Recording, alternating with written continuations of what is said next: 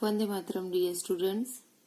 आज हम शुरू करने जा रहे हैं हमारा न्यू चैप्टर नंबर 13, एक बूंद, वन ड्रॉप। सबसे पहले देखेंगे कविता का परिचय। यह कवि अयोध्या सिंह उपाध्याय हरिऔध द्वारा रचित एक प्रेरक कविता है। यह कविता हमें निर्भय होकर कुछ नया करने और आगे बढ़ने के लिए प्रोत्साहित करती है। यानी कविता के परिचय के अंदर सबसे पहले ये कवि का परिचय दिया गया है कि ये कविता जिसके द्वारा रची गई है उन कवि का नाम है अयोध्या सिंह उपाध्याय, जिनका उपनाम है हरिऔध। उनके द्वारा ये कविता रची गई है और ये कविता एक प्रेरक कविता है, यानी हमें प्रेरणा देने वाली, प्रोत्साहित करने वाली कविता है। इस कविता के अंदर निर्भय होकर कुछ नया करने की, यानी अगर कुछ नया करना हो तो उसके लिए डरने की जरूरत नहीं है, उसके लिए हमें आगे बढ़ना है और इस आगे बढ़ने के लिए प्रोत्साहित करने वाली ये कविता है। यानी ये कविता हमें कुछ नया करने के लिए है, प्रोत्साहित करती है।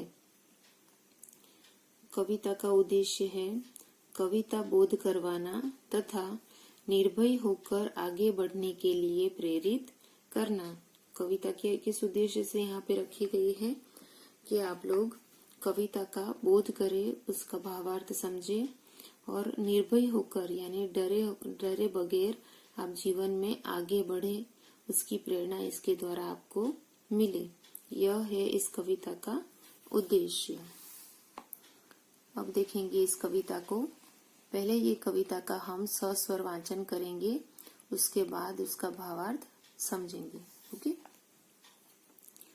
ज्यों निकलकर बादलों की गोद से थी अभी एक बूंद कुछ आगे बढ़ी, सोचने फिर यही जी में लगी, आह क्यों घर छोड़ के मैं यूं कड़ी। देव मेरे भाग्य में क्या है बदा, मैं बचूंगी या मिलूंगी धूल में, या जलूंगी गिर अंगारे पर किसी, चू पड़ूंगी या कमल के फूल में। बह गई उस काल एक ऐसी हवा, वह समुंदर और आई अनमनी, एक सुंदर सीप का मुंह था खुला, वह उसी में जा पड़ी मोती बनी। लोग यूं ही है झिझकते सोचते, जबकि उनको छोड़ना पड़ता है घर, किंतु घर का छोड़ना अक्सर उन्हें बूंद लो कुछ और ही देता है कर। इसके रचयिता है, आगे भी मैंने बताया है, अयोध्या सिंह उपाध्याय, जिनका नाम है हरिऔध। ये कविता के वर्ड को देखकर थोड़ा समझने में आपको दिक्कत होती होगी, पर मैं उसको आपको आसान भाषा में समझाने की कोशिश करूंगी। पूरी कविता का भावार्थ आसान शब्दों में बताया जाए तो ऐसा है कि एक बूंद है जो बादलों की गोद से निकलकर, बादल में से एक बूंद उसमें से निकलकर नीचे गिरती है, तो वो बार बार सोचती रहती है कि मैं क्यों ये अपना घर छोड़कर नीचे आ गई, इससे अच्छा तो मैं वही रहती तो अच्छा होगा। और बूंद ऐसा सोचती है कि मेरे भाग्य में क्या लिखा होगा, वो नीचे गिरेगी तो उसके साथ क्या होगा, अगर वो जमीन में क्या धूल के अंदर मिल जाएगी, मिट्टी में गिरेगी और धूल के अंदर मिक्स हो जाएगी, या फिर किसी अंगारे यानी जलते हुए कोयले पर गिरेगी और वो मिट जाएगी। पानी जैसे अंगारे पर गिरता है तो पानी भाप बन जाता है, तो ऐसे ये बूंद भी ऐसा सोचती है कि मैं ऐसे अंगारे पर गिरूंगी और भाप बन जाऊंगी, या फिर मैं किसी सीपी, यानी समुन्द्र के अंदर से जो सीप निकलती है, वो किसी सीपी का मुख खुला होगा और उसके अंदर मैं गिर जाऊंगी, उसके अंदर पड़ जाऊंगी और मोती बन जाऊंगी। ऐसा वो सोचती है और उसी के साथ ऐसा ही होता है कि एक सीपी के अंदर वो गिर जाती है और मोती बन जाती है। तो कविता के द्वारा बताया गया है कि आपके साथ क्या होने वाला है उससे आपको डरना चाहिए नहीं। अगर कुछ नया कार्य करने की सोचते हो तो वो कार्य निर्भय होके करो। उसके लिए घर को छोड़ना पड़े, घर के लोगों को छोड़ना पड़े तो भी उसके लिए आप चिंता मत करो, आपके साथ हमेशा अच्छा ही होगा। ये कविता का शॉर्ट में भावार्थ है। अब उसका लाइन टू लाइन अर्थ देखते हैं। ज्यों निकलकर बादलों की गोद से, थी अभी एक बूंद कुछ आगे बढ़ी। ज्यों का अर्थ होता है जैसे ही, और गोद का अर्थ होता है लेप। जैसे ही मैं बादलों की गोद से, थी अभी एक बूंद। बूंद का अर्थ होता है पानी का एक छोटा सा अंश, कुछ आगे बढ़ी।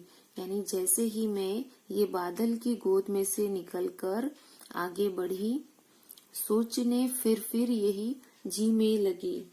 यानी मैं बार बार एक ही, जी का अर्थ होता है मन, हृदय। यानी जब मैं बादलों की गोद से निकलकर नीचे गिर रही थी तो मैं बार बार एक ही बात अपने जी में, यानी अपनी मन में, अपने हृदय में सोच रही थी। आह क्यों घर छोड़ के मैं यों गढ़ी। आह का अर्थ होता है एक दुख सूचक शब्द। जब आपको कोई तकलीफ होती है तो आपके मुंह से आह ऐसा निकल जाता है। उसी तरह ये पानी की बूंद भी ऐसा कहती है, दुख सूचक शब्द निकालती है कि आह क्यों घर छोड़ के मैं यूं कड़ी। कड़ी का अर्थ होता है क्यों निकली। यानी वो बार बार अपने मन के अंदर ऐसा ही सोचती है कि क्यों मैं अपना घर छोड़कर, यानी जो बादल में रह रही थी वो घर छोड़कर मैं वहां से क्यों निकली, ऐसा वो बार बार सोचती है। देव मेरे भाग्य में क्या है बदा। यानी देव भगवान को कहती है, भगवान मेरे भाग्य के अंदर, मेरे नसीब में क्या लिखा होगा। मैं बचूंगी या मिलूंगी धूल में। बूंद क्या कहती है कि मैं एक बूंद की तरह जी पाऊंगी, रह पाऊंगी, या फिर मिट्टी के अंदर मिल जाऊंगी। सोचो, अगर एक पानी की बूंद मिट्टी में मिल जाती है तो क्या बन जाती है, वो सिर्फ मिट्टी को गीला कर देती है और बूंद का अस्तित्व मिट जाता है। तो वो ऐसा कहती है कि मैं अगर धूल में मिल जाऊंगी, मैं बचूंगी या फिर धूल के अंदर मिल जाऊंगी, मिक्स हो जाऊंगी। या जलूंगी गिर अंगारे पर किसी, या फिर मैं क्या करूंगी, जल जाऊंगी। गिर अंगारे, अंगारे का अर्थ होता है जलते हुए कोयले का टुकड़ा। यानी या मैं मिट्टी में मिल जाऊंगी या फिर किसी जलते हुए अंगारे पे गिर जाऊंगी। चू पड़ूगी या कमल के फूल में, और बताती है चू पड़ूगी यानी गिर पड़ूंगी किसी कमल के फूल में। वो अपने लिए 3 बातें सोचती है कि मैं ऊपर से गिर रही हूँ तो मैं क्या किसी धूल में मिक्स हो जाऊंगी, या फिर किसी कोयले पे ऊपर गिर जाऊंगी, या फिर मैं किसी कमल का फूल होगा उसके अंदर गिरूंगी। ऐसी 3 चीजें वो अपने बारे में सोचती है। बह गई कुछ काल एक ऐसी हवा। यानी उस समय, काल का अर्थ होता है समय, यानी जब ये ऐसा सोच रही थी तब एक ऐसी हवा चली, तब एक ऐसी हवा आई। वह समुंदर और आई अनमनी। यानी वो समुंदर का अर्थ होता है सागर और अनमनी का अर्थ होता है बेचैनी। यानी सागर के अंदर कुछ ऐसी बेचैनी हुई और कुछ ऐसी हवा आई कि एक सुंदर सीप का मुंह था खुला। यानी तब वो बूंद वहां से हवा आने की वजह से वो बूंद वहां से समुंदर की तरफ चली जाती है, और वहां पे एक सीप का अर्थ होता है एक समुद्री जीव, उसका मुंह क्या था, खुला हुआ था। वह उसी में जा पड़ी मोती बनी। यानी वो सीपी के मुंह के अंदर गिर जाती है और वहां जाके वो मोती बन जाती है। देखो, उसने अपने बारे में क्या क्या सोचा था कि मैं ये धूल में मिल जाऊंगी, किसी अंगारे पे गिर के भाप बन जाऊंगी, या फिर किसी फूल में गिरूंगी, ऐसा वो सोचती है। पर उसके साथ इसमें से कुछ भी नहीं होता। जबकि क्या होता है, वो एक सीपी में गिर जाती है। एक सीपी का मुख खुला हुआ होता है, उसमें वो गिरती है और वो मोती बन जाती है। मोती का अर्थ होता है एक अमूल्य रत्न जो सीपी में से निकलता है। ओके, तो वो पानी की बूंद थी पर वो एक अमूल्य मोती बन गई सीपी में गिरने से। उसने जो सोचा था उसके साथ ऐसा कुछ भी नहीं हुआ, पर जो हुआ वो उसके साथ बहुत ही अच्छा हुआ। मतलब उसने अपने भाग्य के बारे में जो जो भी सोचा था उससे बेटर उसके साथ हुआ। उसने अपने भाग्य के बारे में जो जो भी बातें सोची थी उससे अच्छा भाग्य उसका लिखा हुआ था, तो उसके साथ ऐसा अच्छा हुआ। ओके, तो ये कविता अभी आगे बाकी है, पर हम ये वीडियो को यहीं पे स्टॉप करते हैं। नेक्स्ट वीडियो में हम काव्य की अधूरी समझौती देखेंगे। Okay, bye students.